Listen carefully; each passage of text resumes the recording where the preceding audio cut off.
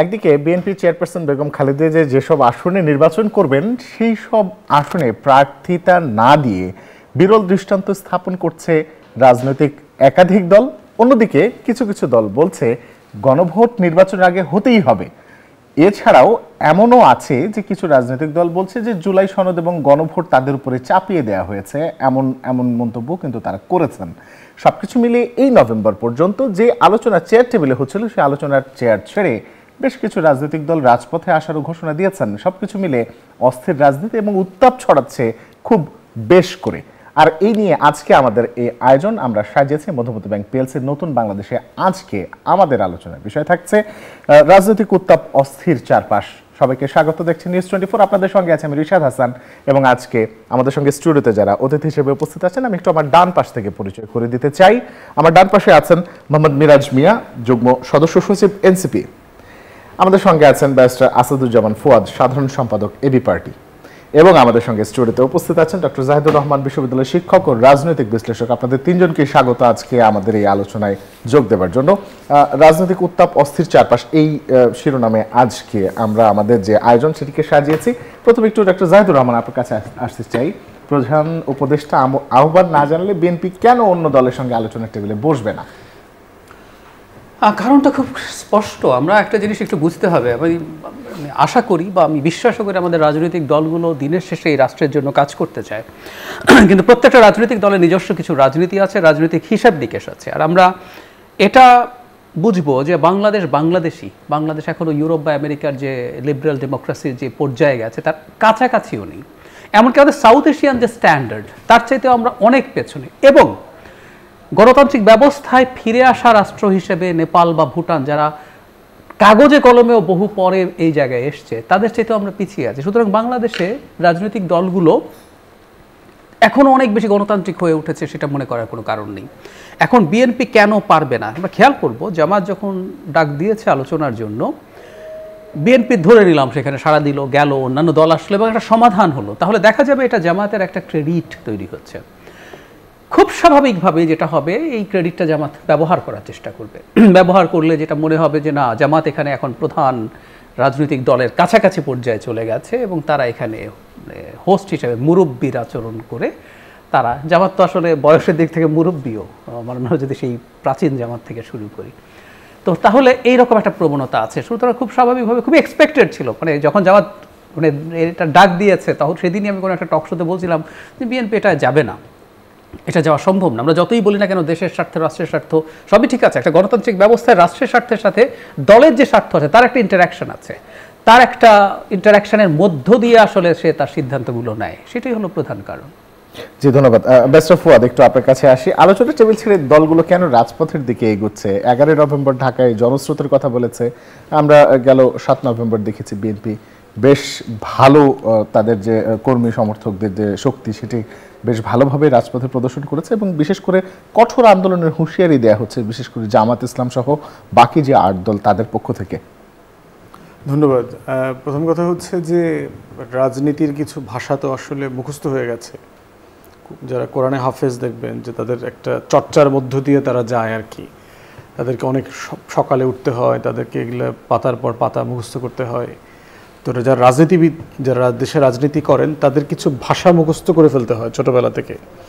এবং তারা দেখবেন যে কোনো মঞ্চে থাকলেই তারা একটু উঁচু গলায় কথা বলেন, আঙ্গুল তুলে কথা বলেন এবং ওই শব্দগুলো নিয়ে কথা বলেন।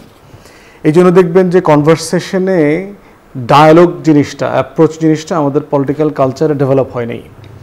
এবং আমরা যারা উন্নত বিশ্বে লম্বা সময় ছিলাম, আপনি দেখবেন যে তর্জনী উঁচা করে কোনো রাজনৈতিক দল কথা বলে না। আমরা বলি, আমাদের দেশে বলি, তারা কথা বলে এইভাবে। এইটার এক্সপ্রেশনটার মানে হচ্ছে যে আমি জনগণের পক্ষ থেকে দায় নিচ্ছি। এগুলো যারা সাইন ল্যাঙ্গুয়েজ যারা এগুলো নিয়ে কথা বলেন তারা বোঝেন আর কি। তো সেই জায়গায় হচ্ছে যে পুরো রাজনীতির কালচারটা হয়ে গেছে যে আপনার আরেকজনকে তটস্থ করা, ভয় দেখানো, ক্ষমতা দেখাইতে পারা, না হারা, এবং কোনো একটা জায়গাতে যদি আমি পিছিয়ে যাই আমার পাবলিক রেটিং কমে যেতে পারে। আমি যদি ছাড় দেই, দেখবেন বাংলাদেশের পলিটিক্যাল কালচারে ছাড় দেওয়া মানে হচ্ছে ওকে দুর্বল, ও দুর্বলকে ভোট দেওয়া যাবে না, এইরকম অনেকগুলো ইকুয়েশন তৈরি করা হয়। ইনফ্যাক্ট টেকনিক্যালি এই গভর্নমেন্টের বিরুদ্ধে আন্দোলন করবার মতো কোনো রিয়ালিটি নাই। দাবি দেওয়া চাইবেন, হ্যাঁ আন্দোলন কে করছে? ধরেন শিক্ষকরা দাবি দেওয়া নিয়ে রাস্তায় এসছে, তাদের ন্যায্য দাবি দেওয়াগুলো আছে, সেগুলো নিয়ে তারা অ্যাপ্রোচ করছেন। পলিটিক্যাল পার্টিসগুলো কেন আন্দোলন করবে? কারণ তার তো সরকারের সাথে নেগোশিয়েট করার মতো অ্যাভিনিউগুলো, দরজাগুলো খোলা আছে, সে সরকারকে চাইলে রিচ করতে পারে। অতএব এটার মধ্য দিয়ে যেটা হচ্ছে, আসলে রাজনৈতিক দলরা নিজেরা আসলে একজন আরেকজনকে মেসেজ দিচ্ছে। এটা আসলে এই ফাইটটা হলো, সরকার হলো এখানে প্রক্সি।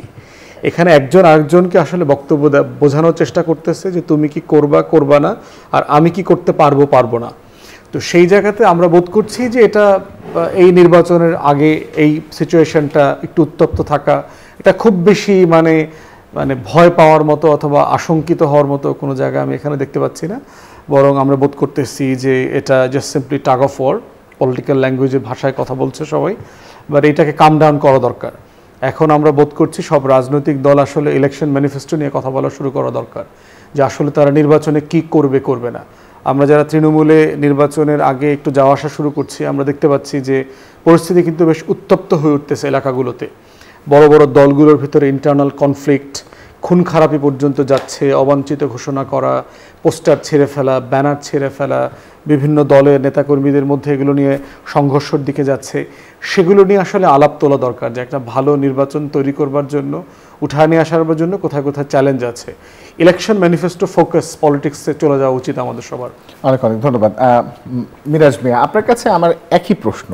এই নভেম্বরে হঠাৎ করে আলোচনার টেবিল ছেড়ে সবাই রাজপথে আসার কথা বলছে। বিষয়টা এর আগে আপনাদের পক্ষ থেকেও বলা হয়েছিল যে রেফারির ভূমিকা আপনারা নিতে পারেন, বা এই মল্লযুদ্ধ আসলে থামানোর আপনারা একটা চেষ্টা করতে পারেন। তো সেই চেষ্টাটা আসলে কতদূর? এই জায়গা থেকে আমরা সবসময় যেটি বলে আসছি, বর্তমানে জাতীয় ঐকমত্য কমিশনে যে 30টি দল নিয়ে যে জুলাই সনদ তার একটা খসড়া তৈরি করেছে, ওই জায়গায় একটা দলই আপনি পাবেন যেটা একদম শুরু থেকে এই পর্যন্ত একদম একটা পজিশনই তারা স্ট্রিক্ট ছিল, যে জুলাই সনদের আইনি ভিত্তি এবং এটার বাস্তবায়নের খসড়া। তো এই জায়গা থেকে আমরা দেখছি যে রাজনৈতিক যে দলগুলো, যেটার কথা হচ্ছে বললো যে রাজনৈতিক দল একটা আরেকটার সাথে যে বার্গেনিং, তো এই জায়গা থেকে আসলে আমরা মনে করছি যে সরকারের জায়গা থেকে জাতীয় ঐকমত্য কমিশনে আলোচনা হয়েছে, জুলাই সনদের একটা খসড়া তৈরি হয়েছে। এই জায়গায় সরকার এটা রাজনৈতিক দলগুলোর হাতে ছেড়ে দিয়েছে। রাজনৈতিক দলগুলোর হাতে যখন ছেড়ে দিয়েছে, আমরা দেখেছি যে দেখেন রাষ্ট্রের আমাদের জুলাই সনদ বাস্তবায়নের ইস্যুটা যখন সামনে আসে, যেই জুলাই সনদে আসলে নিম্নকক্ষে পিআরের কোনো কথাই লেখা নাই, আমরা দেখেছি যে জামাত একটা রাজনৈতিক দল হিসেবে তারা হচ্ছে জুলাই সনদ বাস্তবায়নের ইস্যু থেকে ফোকাস সরিয়ে তারা নিম্নকক্ষে পিআর চাচ্ছে। এই মুহূর্তে হচ্ছে আপনি যদি জামাতের অবস্থান দেখেন, আমরা মনে করছি যে এই যে রাজনৈতিক দলগুলোর এই যে নির্বাচনের ডামাডোলের কারণে তাদের নিজস্ব একটা বার্গেনিং টুলের মধ্যে তারা চলে গিয়েছে, যে কারণে ক্ষতিগ্রস্ত হচ্ছে জনগণ। কিভাবে হচ্ছে আমি বলি, যখন এই মুহূর্তে আসলে জুলাই সনদ এটা আগামীকাল গণভোট হবে নাকি নির্বাচনের দিন গণভোট হবে, এটা কিন্তু আসলে খুব বেশি মুখ্য বিষয় না। কারণ আপনার মুখ্য বিষয় হচ্ছে এই যে জুলাই সনদটা, এটা হচ্ছে বাস্তবায়নের যে আদেশ আছে, আদেশের খসড়াটা কেমন, এবং জুলাই সনদ এই যে সংবিধান সংস্কার যে বিলটা হবে আমার গণভোটের দিন, সেটা জনগণের কাছে উন্মুক্ত করা হচ্ছে কিনা, সেটা কীরকম হবে, এটা হচ্ছে বিষয়। তো এই জায়গায় আমরা দেখতে পাচ্ছি যে আসলে বিএনপি একদিকে বলছে যে আমাদের উপর জুলাই সনদটা চাপিয়ে দেওয়া হচ্ছে, একদিকে জামাত বলছে যে আসলে জুলাই সনদ নভেম্বরেই গণভোট হতে হবে। তো এই জায়গায় এই যে রাজনৈতিক দলগুলোর হচ্ছে এই যে বার্গেনিং একটা টুল বানিয়ে ফেলেছে তারা জুলাই সনদটাকে। তো এই জায়গায় আমরা এনসিপি থেকে বারবার স্পষ্ট করে আমরা 3টা দাবি বারবার বলছি, যে যেই জুলাই সনদটা আছে, এই জুলাই সনদ বাস্তবায়ন যে আদেশের যে খসড়া, এটা আসলে যখন এটা আমরা আসলে এই খসড়া দেখেই আমরা জুলাই সনদে স্বাক্ষর করতে চাই। দ্বিতীয়ত আমরা যেটা বলার চেষ্টা করেছি, আসলে এই যে জুলাই সনদের মধ্যে যে 84টা বিষয় আছে, এখানে আসলে কিছু বিষয় আছে যে সরকার অধ্যাদেশের মাধ্যমে বাস্তবায়ন করতে পারে, আর বাকি যে 48টা বিষয় আছে যেটা আসলে আমার সংবিধান সংস্কার বিলের মতো উত্থাপিত হবে গণভোটে, ওই 48টা বিষয় আমরা বলছি যে এটা আসলে এখানে এটা জনগণের সামনে উন্মুক্ত করতে হবে, এবং এটার মধ্যে আসলে নোট অফ ডিসেন্ট থাকবে কি থাকবে না, এই জায়গাটাতে আমরা বারবার বলছি যে আসলে এটা এখন আর রাজনৈতিক দলের মধ্যে নাই। আপনি রাজনৈতিক দলের মধ্যে জাতীয় ঐকমত্য কমিশনের আলোচনার মাধ্যমে একটা খসড়া দাঁড়িয়েছে, এটা এখন আপনি জনগণের কাছে ছেড়ে দেন, এটা আসলে নভেম্বরে বাস্তবায়ন ভোট হবে। এই যে একটা প্রশ্ন আমি আপনাকে একটু করতে চাই। আপনি যে আলোচনা করছেন সেই আলোচনা আমরা ইতিপূর্বেও শুনেছি। একটা প্রশ্ন আপনাকে আসলে না করলেই নয়, সেটা হলো আসিফ মাহমুদ সজীব ভুঁইয়া ঢাকা থেকে স্বতন্ত্র নির্বাচনের পরিকল্পনা করছেন। তিনি ঢাকা 10 আসনে ভোটার হওয়ার জন্য তিনি আজকে খুব সম্ভবত আবেদন করেছেন। তো আমরা জানতাম যে ছাত্র প্রতিনিধি হিসেবে আসিফ মাহমুদ সজীব ভুঁইয়া উপদেষ্টা পরিষদে গিয়েছেন, এনসিপির সঙ্গে তার একটা ভালো যোগাযোগের কথাও আমরা ইতিপূর্বে শুনেছিলাম। তাহলে এনসিপির সঙ্গে কি আসলে আসিফ মাহমুদের দূরত্ব কি কমছে? এই জায়গাটা একজন উপদেষ্টা তিনি যদি নির্বাচন করতে চান তাহলে আসলে উপদেষ্টার পদ থেকে ছেড়েই নির্বাচন করতে হবে। তারপর হচ্ছে তিনি এনসিপিতে যোগ দেবেন না অন্য কোনো পার্টিতে যোগ দেবেন, এটা একান্ত তার ব্যক্তিগত বিষয়। এটা আসলে আমরাও এখনও জানি না। এটা আসলে একজন উপদেষ্টা, তার সাথে আমাদের যে যোগাযোগের কথা যেটি বললেন সেটি আসলে একজন ছাত্র প্রতিনিধি হিসেবে গণ অভ্যুত্থানের একসাথে আন্দোলন করার অংশীজন হিসেবে একটা যোগাযোগ ছিল, কিন্তু আসলে তার সাথে এটার উপর ভিত্তি করে আসলে সে কোন দলে যাবে বা হচ্ছে সে কোন আসন থেকে নির্বাচন করবে এটা একান্ত তার ব্যক্তিগত বিষয়। আমি যেটি বলছিলাম আসলে এই যে জুলাই নির্বাচনের দুইটা পার্টির এই বার্গেনিং ক্যাপাবিলিটি যখন এটার মধ্যে নিয়ে এসেছে জুলাই সনদকে ভিত্তি করে, তখন মূল ইস্যুটা কিন্তু ফোকাসটা হারিয়ে যাচ্ছে। যেমন বিএনপি থেকে তারা এখন বলছে যে তাদের গুরুত্বপূর্ণ স্থায়ী কমিটির যে সদস্য আমির খসরু মাহমুদ, তিনি বলছেন যে এই জুলাই সনদ যে এটা গণভোট এটা তো এই সরকারের কোনো ম্যান্ডেটই নেই, গণভোট নিবে পরবর্তী ইলেকশন। তার মানে তাদেরই দল থেকে বলা হচ্ছে যে জুলাই সনদ নির্বাচনের দিন হচ্ছে জুলাই সনদ দিয়ে গণভোট হবে। আবার তাদেরই দলের একজন গুরুত্বপূর্ণ সদস্য যখন বলে যে জুলাই সনদ এই নির্বাচনের আগে বাস্তবায়নের কোনো সুযোগই নেই। তো এই জায়গা থেকে আমরা দেখি যে জুলাই সনদটাকে রাজনৈতিক দুইটা দল যেটা আছে ট্র্যাডিশনাল পলিটিক্স, তো এই জায়গা থেকে দুইটা দলের মধ্যেই কিন্তু আমরা দেখি যে জিয়াউর রহমান এই জামাতকে প্রাসঙ্গিক করেছে, পরবর্তীতে তাদের মধ্যে একটা দীর্ঘ একটা সম্পর্ক ছিল, তারা একসঙ্গে জোট সঙ্গী ছিল। এখন আমরা যেটা মনে করছি যে এই জুলাই সনদটাকে বার্গেনিং টুল হিসেবে ব্যবহার করে দুইটা দল একটা নেগোসিয়েশন আসতে যাচ্ছে, যেটা আসলে ক্ষতিগ্রস্ত হবে জনগণ। তো এই জায়গা থেকে আমরা মনে করি যে রাজনৈতিক দলগুলো তাদের নিজস্ব বার্গেনিং এই টুল বা না বানিয়ে জুলাই সনদটা কিভাবে বাস্তবায়ন করা যায়, 24-এর যে আকাঙ্ক্ষা ছিল, আমাদের যে রাষ্ট্র সংস্কারের যে ইচ্ছে ছিল, সেটাকে কিভাবে আসলে বাস্তবে রূপ দেওয়া যায় সেই দিকে ফোকাস দেওয়া উচিত। জি, ধন্যবাদ। আমি একটু ডক্টর জাহিদুর রহমান আপনার কাছে আসতে চাই যে পরাজয়ের ভয় কি বিএনপি আসলে নির্বাচনের আগে গণভোটের বিরোধিতা করছে? জামাত নেতা তাহের এরকম একটা মন্তব্য করেছেন। মানে আসলে পরাজয়ের ভয় কেন হবে আমি তাও বুঝতে পারছি না। আমরা গণভোটটা এখনো কেমন হবে সেটাই জানি না। মানে আমাদের মূল সংকট কিন্তু গণভোট আগে পড়ে না। ওনাদের যা যা বক্তব্য এগুলো পাল্টাপাল্টি বক্তব্য বাংলাদেশের মতো দেশে হয়, রেটারিক হয়, খুব স্বাভাবিক। কিন্তু গণভোটটার আসলে মূল সংকট আগে না নির্বাচনের দিন সেটা না। মূল সংকট আসলে হতে যাচ্ছে গণভোট যখন হবে, সেখানে এই যে 48টা সংবিধান সংশোধনী রিলেটেড যেসব প্রস্তাব, সেগুলোতে নোট অফ ডিসেন্ট যেগুলো যারা দিয়েছে সেগুলো থাকবে কি থাকবে না। এটা না থাকা মানে হচ্ছে, বিশেষ করে আমরা আসলে সব প্লেয়ারকে নিয়ে কথা বলবো না, মানে যারা মূল প্লেয়ার এখন তাদেরকে নিয়ে যদি কথা বলি, বিএনপির তখন আসলে ওই গণভোট নিয়ে তার অবস্থান কি হবে সেটা একটা খুবই সিরিয়াস প্রশ্ন। আর আগে হওয়া পরে হওয়া, বারবার বলছি, এগুলো প্রত্যেকটা আসলে বার্গেনিং টুল আমি মনে করি। আপনি খেয়াল করবেন জামাত ইসলামী তো লোয়ার হাউসেরও পিআর চাইছে, এখনও ওই জায়গা থেকে তারা সরে আসেননি। মানে আমি সরি ভাবে বলার জন্য আমি মোটামুটি নিশ্চিতভাবেই জানি, আমি কারোর সাথে কথা বলে এটা বলছি না, জামাত নিজেও জানে যে লোয়ার হাউসে পিআর হচ্ছে না। তারপরে যে 4 মাস ধরে তারা এই আলাপটা করলেন, এটা নিয়ে কর্মসূচি দিলেন, সমাবেশ করলেন, জেলা উপজেলায় পর্যন্ত তারা গিয়ে বিক্ষোভ করেছেন, মিছিল করেছেন, সমাবেশ করেছেন, জেনে শুনেও এটা করেছেন। এটা হবে না এবার, এটা আবারও বলছি, এটা আমি আমার ধারণা বলছি। করেছেন কেন? কারণ আপনি যখন পরস্পর দলগুলোর মধ্যে নানান রকম ইন্টারাকশন হবে, চাপ দেওয়ার পরিস্থিতি তৈরি হবে, তখন আপনি কিছু দাবি আনবেন যেগুলো থেকে আবার সরেও আসবেন। এই যে আমি তো এটা থেকে সরে আসলাম, ঠিক আছে, আমি লোয়ার হাউস পিআর চাই না, ঠিক আছে, আমি ইলেকশন ওই দিন মানলাম, মানে গণভোটটা ইলেকশনের দিন মানলাম, কিন্তু তখন যেটা দাঁড়াবে, যারা নেগোসিয়েট করবে, তাহলে ঠিক আছে বিএনপি তুমি আপার হাউসের পিআরটা অ্যাটলিস্ট মেনে নাও। সো এই যে ট্রেড অফের ব্যাপার আছে, এই কারণেই ঘটনাগুলো ঘটছে। তিনি যে মন্তব্য করছেন, বিএনপি তো নোট অফ ডিসেন্ট সহ যদি যায়, যে ফরম্যাটের কথা বলা হয়েছিল, সেক্ষেত্রে সবাই হ্যাঁ ভোটের পক্ষে কাজ করবে, তাহলে বিএনপি পরাজিত হওয়ার কোনো কারণ নেই। আর যদি হ্যাঁ নোট অফ ডিসেন্ট ছাড়া যায়, আমি মনে করি সেই গণভোটটা আদৌ হবে কিনা সেটা নিয়ে প্রশ্ন উঠবে, এবং সেটা এক ধরনের বিট্রেয়াল। এটা বিট্রেয়াল, কারণ আমি এটুকু বলে রাখি, আপনি যখন একটা আলোচনায় যান, আমাদের এই ঐক্যমত্য কমিশনের বিরুদ্ধে একটা বড় অভিযোগ হচ্ছে তারা রুলস অফ দ্য গেম বারবার পাল্টেছেন। আপনি একটা খেলা খেলতে যাচ্ছেন, কি হয় আপনি শুরুতে জানেন খেলার এই নিয়ম মেনে আপনি খেলবেন কি খেলবেন না আপনি ডিসাইড করবেন, কিন্তু আপনি দেখবেন, আমাকে সময় দিলে আমি দেখাতে পারবো কিভাবে একটার পর একটা rules of the game change করা হয়েছে। তো যদি মানে নোট অফ ডিসেন্ট ছাড়া গণভোট হতে যায়, সেটা একটা রিয়াল বিপদ তৈরি করবে। জি, ধন্যবাদ। ব্যারিস্টার ফুয়াদ একটু বলবেন যে সংলাপ, বিশেষ করে রাজনৈতিক দলগুলোর মধ্যে আলোচনা হওয়ার যে বিষয়গুলো, যেমন আমি যদি বলি 3 জোটের রূপরেখার একটি বিষয় আছে, মান্নান জলিল সংলাপ হয়েছিল, তারানকো বৈঠক হয়েছিল 2014 এবং 2018 দুটো ইলেকশনের পূর্বেই রাজনৈতিক দলগুলো নিজস্ব যেসব সংকট ছিল সেসব সংকট নিয়ে তারা সংলাপে বসেছে, কিন্তু মোটা দাগে বলা যায় যে এইসব সংলাপের বেশিরভাগই কোনো আসলে ফলাফল আসেনি। তো ঐকমত্য কমিশনের পর এখন রাজনৈতিক দলগুলো নিজেদের মধ্যে যে আলোচনা বা প্রধান উপদেষ্টার সঙ্গে যে বৈঠকের কথা বলা হচ্ছে, সেটাও যদি হয়, তারপরেও কি আসলে মোটা দাগে রাজনৈতিক দলগুলো সকলেই কি নিজেদের মধ্যে যে সংলাপ তার মধ্যে থেকে কোনো ফল বয়ে আনতে পারবে কিনা? দেখেন, আগের যে ঘটনাগুলো ঘটেছে সেই জায়গাগুলোতে সিচুয়েশনটা একটু ডিফারেন্ট ছিল, যে দেশে কোনো কাঠামো নাই গণতন্ত্রের, সেখানে নির্বাচন ভালো হবার মতো কোনো পরিবেশ ছিল না, বিরোধী দলকে নাই করে দেবার জন্য রাষ্ট্রযন্ত্রকে প্রতিনিয়ত ব্যবহার করা হচ্ছে, সেরকম একটা ডেডলক পলিটিক্যাল সিচুয়েশনে ওই কনভারসেশনগুলো ঘটেছে। এখন যেগুলো ঘটতেছে সেটা ওই সময়কার বিএনপি আওয়ামী লীগের রিলেশনশিপের যে ডেডলক তার ধারে কাছেও নাই।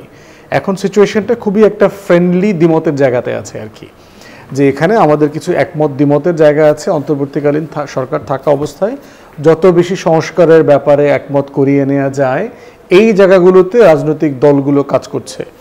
বিএনপির অবস্থা হচ্ছে যে আগে নির্বাচন হয়ে যাক, হওয়ার পরে যা যা অলরেডি আমরা হয়ে গেছে সনদের মধ্য দিয়ে এগুলো আমরা বাস্তবায়ন করার চেষ্টা করব আর কি। আর বাকি দলগুলো বোধ করছে যে বিএনপিকে সাফিসিয়েন্টলি ট্রাস্ট করা যাবে না, কারণ হচ্ছে যে তাদের আগের যে পারফরমেন্স, অতএব যত বেশি তাকে এখন বাধ্য করে নেওয়া যায় তো এটা আমাদের দেশের জন্য ভালো হবে। এইরকম দু একটা জায়গাতে আপনার এই একমত দ্বিমত বক্তব্যের যে তীরগুলো ছোড়া হচ্ছে একজনের বিপক্ষে আরেকজনের, সেই জায়গাতে। তো দিন শেষে আমি যে কোনো সংলাপে ভালো ফল দেখি। সংলাপ যেটা করে সেটা হচ্ছে টেনশনকে রিডিউস করে ফেলে, টেনশনকে আপনার ডাইলিউট করে ফেলে। সংলাপ না থাকলে যেটা হয় যে আপনার একজনের ব্যাপারে আরেকজন অবিশ্বাস এবং আস্থাহীনতা তৈরি হয়, রাষ্ট্র দুর্বল হয়ে যায়। তো সেই জায়গাতে যে কোনো ধরনের কনভারসেশনের আমরা সবসময় পক্ষে। এবং দেখবেন যে আমরাও আমাদের জায়গা থেকে, আমরা দল হয়তো ওই সাইজের না, কিন্তু আমরা আমাদের জায়গা থেকে অনেক সময় বড় বড় দলগুলোর ভিতরে দূরত্ব কমিয়ে আনবার জন্য চেষ্টা করেছি এবং সফল হয়েছি। এবং এতে যেটা লাভ হয়, কমিশনে আমরা বিভিন্ন জায়গাতে এগুলোর লাভ দেখেছি, যে এই দল অথবা ওই দল এই জায়গাগুলোতে ছাড় দিয়েছে, ছাড় দেবার কারণে আপনার কমিশনের যে কনভারসেশনটা ডেডলকের দিকে যাচ্ছিল সেটা আলোচনাটা উন্মুক্ত হয়ে গেছে, সমাধান হয়েছে। তাই যে কোনো কনভারসেশন আসলে পজিটিভ, এবং যে কোনো ফর্মে এই জন্য কনভারসেশনের দরজা খোলা রাখা দরকার। যে কোনো দল যদি চায়ের দাওয়াত দেয় সেটা আউটরাইট এটা রিজেক্ট করছি, ডিক্লাইন করছি, এইটা গণতন্ত্রের ফ্রেমে না, পড়ে না আর কি। এই জন্য আমরা বোধ করি যে কোনো কনভারসেশনে বসা দরকার, দ্বিমত হই, একমত নাই বা হইলাম, কিন্তু হাস্যরসের মধ্য দিয়েও যেটা হয় যে আপনার টেনশনটা কমে যায়। জি, অনেক অনেক ধন্যবাদ। মোহাম্মদ মিরাজ মিয়া, আপনার কাছে আমার প্রশ্ন থাকছে যে আপনারা খালেদা জিয়ার যেসব আসনে তিনি নির্বাচন করবেন সেসব আসনে আপনারা তাকে আপনাদের কোনো প্রার্থিতা দেবেন না, তাহলে ফেনী এক আসনে আসলে মনোনয়ন ফর্ম কেন বিক্রি করা হলো? দেখেন, মনোনয়ন ফর্মটা হচ্ছে এটা সবার জন্য ওপেন। এটা হচ্ছে আমরা মনোনয়ন ফর্ম যেটা ছেড়েছি একটা ওপেন কলের মাধ্যমে, যে আমাদের দলের মনোনয়ন ফর্ম যে কোনো আসন থেকে যে কেউ সংগ্রহ করতে পারবে। বাট আমরা যখন মনোনয়নটা চূড়ান্ত করব, এই প্রার্থীদের যাচাই বাছাই করে প্রত্যেকটা আসনে, তখন হচ্ছে আমরা এটা চূড়ান্ত সিদ্ধান্ত নিব যে আমরা যেটা বলেছি যে বেগম খালেদা জিয়া তার যে আপসীন নেতৃত্ব, তার যেই গণতন্ত্রের জন্য তার যে লড়াই, সেটার সম্মানার্থে আমরা তার আসনগুলোতে দিব না। তো আমরা যখন এটা চূড়ান্ত ফাইনাল সিদ্ধান্ত নিব তখন হচ্ছে সেটা নিয়ে আলোচনা হবে। এখন আসলে যে কোনো আসন থেকে যে কেউ নমিনেশন তুলতে পারে, তো এই জায়গাটা আমাদের আছে। যেমন আজকেও আমরা দেখেছি আমাদের যে আজকে পার্টি অফিসে নানা জেলা থেকে, বিভিন্ন জেলা থেকে লোকজন আসছেন, একই আসনে একাধিক ব্যক্তি আসলে। তাহলে আমার একটা প্রশ্ন থাকছে, আপনাদের মনোনয়ন ফর্মের সর্বনিম্ন মূল্য 10,000 টাকা, যদি কৃষক বা অন্য কোনো পেশার হয় তাহলে তারা 2,000 টাকা এটা সংগ্রহ করতে পারবেন। তো যিনি মনোনয়নপত্র সংগ্রহ করেছেন ওই আসনে, তিনি কি আসলে আলোচনায় আসার জন্য মনোনয়নপত্র সংগ্রহ করেছেন? এটা আসলে সে ভালো বলতে পারবে, কারণ সে ওই আসনের একজন ভোটার। এখন সে হয়তো বা মনে করছে যে সে সেখান থেকে নির্বাচন করতে চায়। এখন পার্টি আসলে সিদ্ধান্ত নেবে যে আসলে সে যাচাই বাছাই করে কোন আসনে সে কিভাবে ক্রাইটেরিয়া সেট করে যোগ্যতার ভিত্তিতে যে সে কোন আসনে দিবে বা কোন আসনে দিবে না। এটা মনোনয়ন সংগ্রহটা আমরা সবার জন্য ওপেন রেখেছি, এটা যে কেউ মনোনয়ন সংগ্রহ করতে পারে। জি, অনেক অনেক ধন্যবাদ। এ পর্যায়ে আমরা ছোট্ট একটা বিরতিতে যাব। বিরতির পর যখন ফিরবো তখন থাকছে বাকি আলোচনা। নিউজ 24 এর সঙ্গে থাকুন। বিরতির পর স্বাগত, দেখছেন নিউজ 24, চলছে মধুমতি ব্যাংক পিএলসি নতুন বাংলাদেশ। আপনাদের সঙ্গে আছে রিশাদ হাসান, আমাদের অতিথিরা আমাদের সঙ্গে আছেন। ব্যারিস্টার ফুয়াদ, একটু আপনার কাছে আসি, একটু বলবেন যে আগামী নির্বাচনে কি আওয়ামী লীগের প্রার্থীরা স্বতন্ত্র প্রার্থী হয়ে নির্বাচনের জন্য দাঁড়াতে পারেন কিনা, এবং পরবর্তীতে তারা যদি এদের মধ্যে কেউ যদি নির্বাচিতও যদি হন, তাহলে পরবর্তীতে এটা সংসদে গিয়ে বিরোধী দলের উপরে নতুন করে চাপ প্রয়োগ করবে কিনা, কারণ তারা দেখা যাবে বিরোধী দলের সঙ্গে গলা মিলিয়ে একইভাবে তারা সরকারের বিরোধিতা করতে থাকবে। একটা বিষয় দেখেন যে কোনো ভোটার নাগরিক যিনি বাংলাদেশ রাষ্ট্রের, তিনি তো যদি আরপিওর যে রিকোয়ারমেন্টস আছে, তিনি যদি ফৌজদারি অপরাধ না করে থাকেন, ঋণখেলাপি না হন, এইগুলো ব্লাবলা যেগুলো বলা আছে, তিনি যে কেউ তো নির্বাচন করতে পারে। এখন প্রশ্ন হচ্ছে যে আওয়ামী লীগের দল আকারে বিচার শুরু হবে এবং প্রসেসের ভিতরে আছে, এবং এই আওয়ামী লীগের নেতৃবৃন্দর বিচারের ভিতরেও তার দলের প্রশ্নটা আসবে।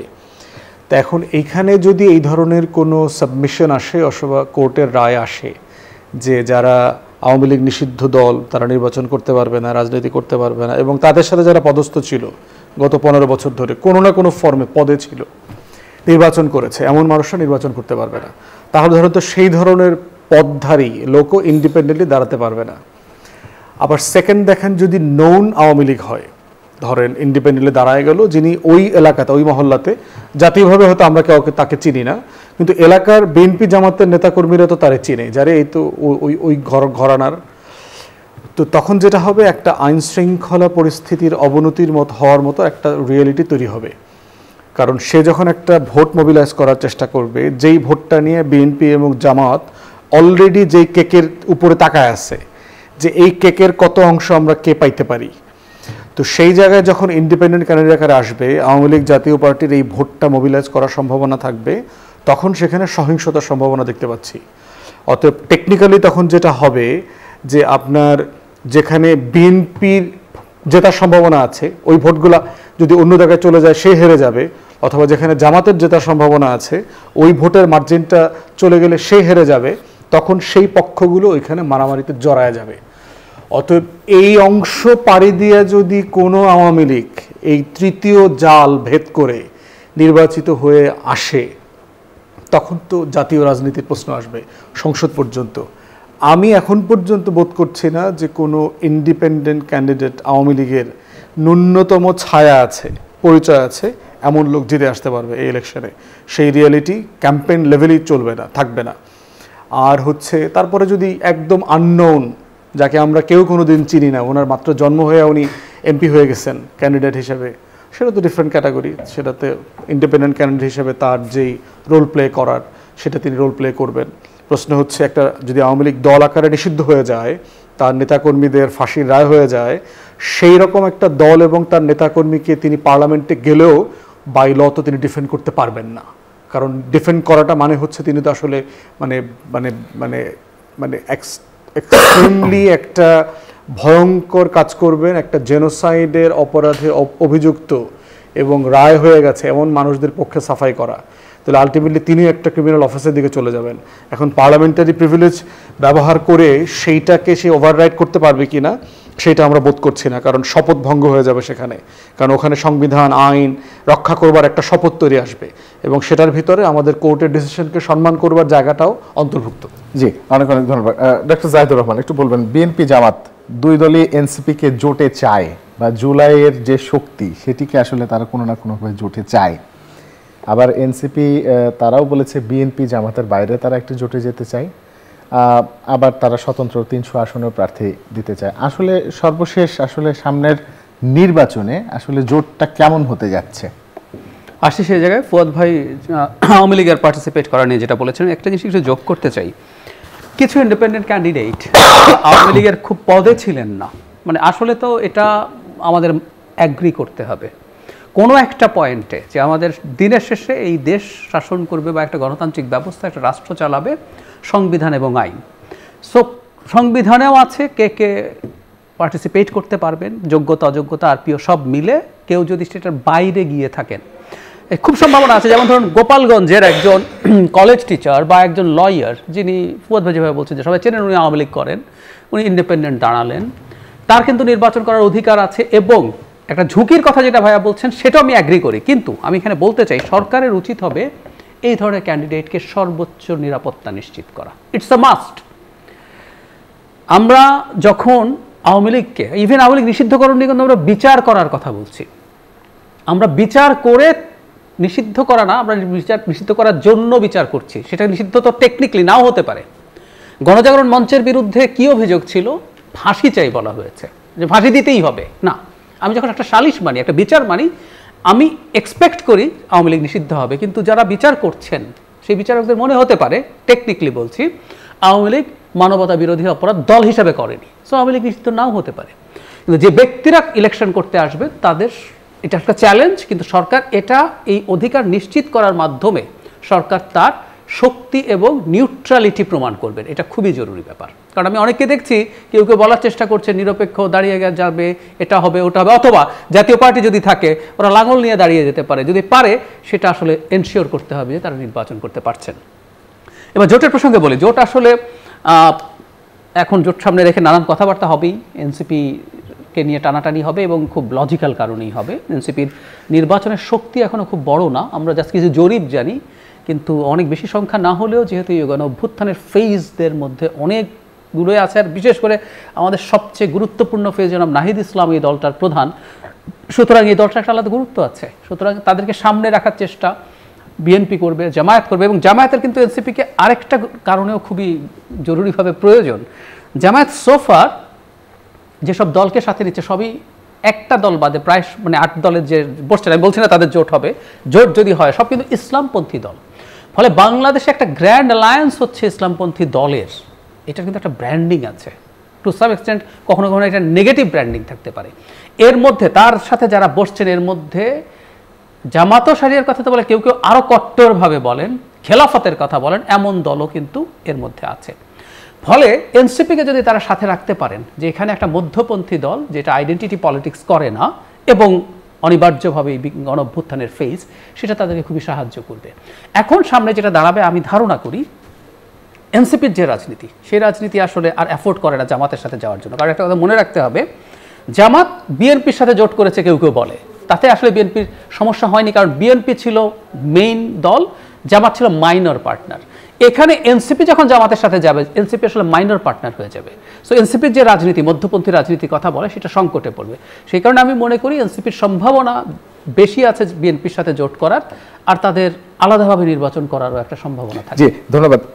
এই প্রশ্নে আমি একটু মিরাজ মিয়া আপনার কাছে আসতে চাই, একটু বলবেন যে বিএনপির সঙ্গে আপনাদের একটা আলোচনা হয়েছে ইতোমধ্যে, আমরা গণমাধ্যমে যেটি জানতে পেরেছি যে, এবং সেখানে 10 থেকে 12টি আসন বিএনপি আপনাদেরকে ছেড়ে দিতে চেয়েছে, এবং সর্বশেষ খুব সম্ভবত এনসিপির কেন্দ্রীয় কমিটির যে সিদ্ধান্ত, সেই সিদ্ধান্ত অনুযায়ী আপনারা একেবারে 300 আসনই আপনারা নির্বাচনে যাচ্ছেন। এবং এখানে আসলে মূল কারণটা কি ছিল যে আসলে আপনারা যে আদর্শ নিয়ে রাজনীতি করছেন বা যে আদর্শ, সেটি আসলে খর্ব হবার ভয় কি আপনারা পাচ্ছেন কিনা, বা বিষয়টা কি? বিষয়টা হচ্ছে, প্রথমত আমরা দেখেছি রাজনৈতিক দলগুলো সংস্কার ইস্যুতে তারা তাদের দলীয় স্বার্থে তারা সংস্কার ইস্যুটাকে নিয়েছে। তো এই জায়গায় এনসিপি মনে করছে এই সংস্কারটা যেহেতু জুলাই গণঅভ্যুত্থানের প্রায় 1400 শহীদের একটা রক্তের ম্যান্ডেট তাদের আছে, তো এই জায়গায় সংস্কারের সাথে যারা বিট্রি করতে পারে তাদের সাথে কোনোভাবেই এনসিপি জুটে যাচ্ছে না। আবার অপর দিকে হচ্ছে জামাতের সাথে রাজনৈতিক আইডিওলজির দিক থেকে যেহেতু এনসিপির একটা স্বাতন্ত্রতা আছে, তো এই জায়গায় আমরা মনে করছি যে আমরা রাজনৈতিক দল হিসেবে এবং আমাদের জনগণের পক্ষ থেকে একটা চাওয়া যে আসলে এনসিপি যেন আসলে বিএনপির সাথেও যুক্ত না হয়ে তার যেই দায়ভার সেটি যেন না নেয়, আবার একইভাবে সে যেন জামাতের সাথে জোট করে জামাতের সাথে মিশে না যায়। তো এই জায়গা থেকে আমরা একটা স্বতন্ত্র রাজনীতির ধারা তৈরি করার চেষ্টা করছি। তো এই জায়গা থেকে আমরা মনে করছি যে আমরা স্বতন্ত্র 300 আসনে নির্বাচন করে আমরা প্রস্তুতি নিচ্ছি, এবং আমাদের সমমনা সংস্কার ইস্যুতে যে রাজনৈতিক দলগুলোর সাথে মিলে যায় তাদেরকে নিয়ে আমরা একটা তৃতীয় শক্তির উত্থান কীভাবে ঘটানো যায় সেটাও আমরা চিন্তা করছি। তো এই জায়গা থেকে আসলে পত্রিকার যে নিউজটি আপনি বললেন 10 থেকে 15টা আসন নিয়ে সমঝোতা করার, এটা আসলে একদম একটা ফেব্রিকেটেড নিউজ ছিল, যেটা আমরা দল থেকে আমরা সেটার প্রতিবাদও জানিয়েছি, এবং ওই নির্দিষ্ট পত্রিকাকে আমরা রিজয়েন্ডারও পাঠিয়েছি যে এই ধরনের কোনো আলাপ আলোচনা হয়নি। এগুলো আসলে মিডিয়ার যেটা করেছে ওই দিন সেটা একদম এক ধরনের একটা নিউজ, যেটা আসলে আমাদের সাথে কোনো সত্যতা নাই, কোনো নাই, কোনো সোর্স নেই।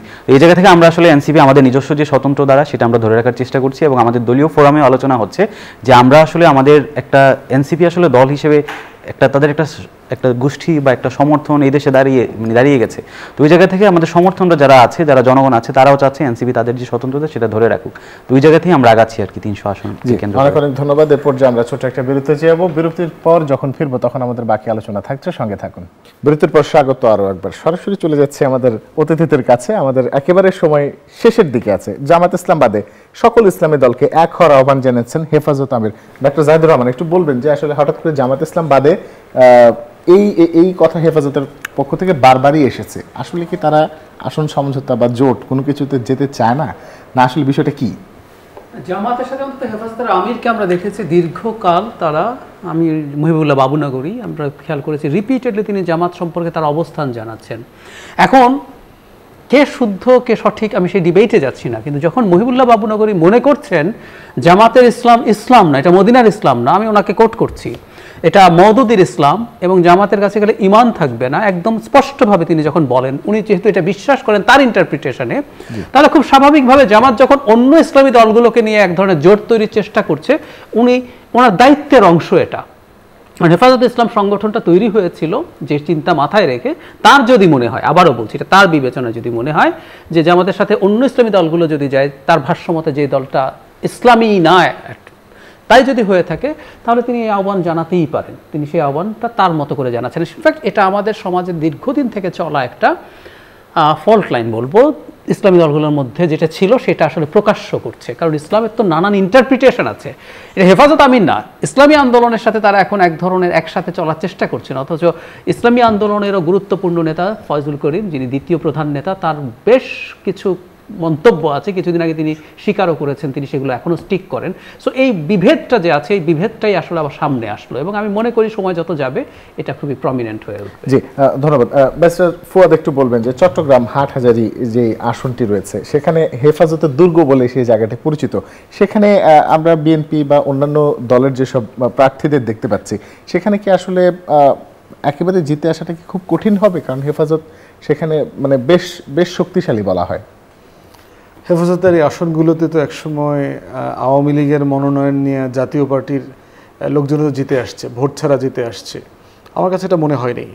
জাহিদ ভাই যেটা বলেছেন এটা যেমন সত্য, আবার এটাও দেখেন জামাতের সাথে যে ৬-৭টা ইসলামী দল এখন আছে, তাদের যুগপৎ আন্দোলন কর্মসূচি পালন করছে, তারাও কিন্তু সবাই হেফাজতের অংশ। হেফাজতের ভিতরে ৬টা রাজনৈতিক দল আছে, তার ভিতরে একটা শুধু বিএনপির সাথে ভেরি ক্লোজলি অ্যালাইন্ড, বাকিরা কিন্তু জামাতের বলয় আছে। তো সেই জায়গায় এবং হেফাজতের ওলামায়ে কেরামদের ভিতরে মতামত দেওয়ার ক্ষেত্রে কিন্তু ভ্যারিয়েশন আছে আপনি দেখবেন, এবং স্টেটমেন্ট উজ্জ্ব করা অথবা কারেকশন দেওয়া, ঠিক করা, এগুলো আছে।